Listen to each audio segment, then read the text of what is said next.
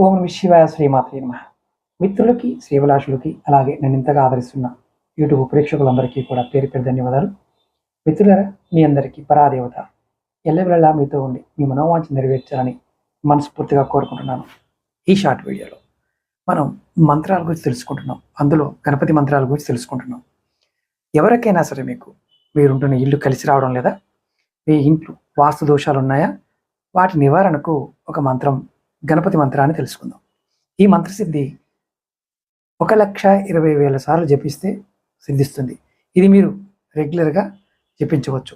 ఇన్నిసార్లు పూర్తయిన తర్వాత మీరు ఏ ఇంట్లో ఉన్నా సరే, ఈ దోషం ఉన్న ఇల్లు ఎంత పెద్ద దోషం ఉన్నా సరే ఆ దోష ప్రభావం తగ్గిపోతుంది.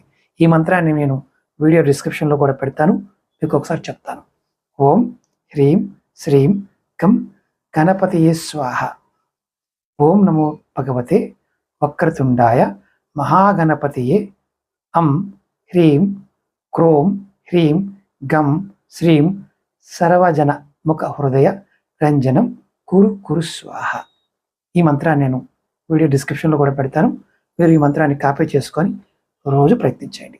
మీ వాస్తు దోషాలు, గృహ దోషాలు ఇవన్నీ నివారణ అవుతాయి.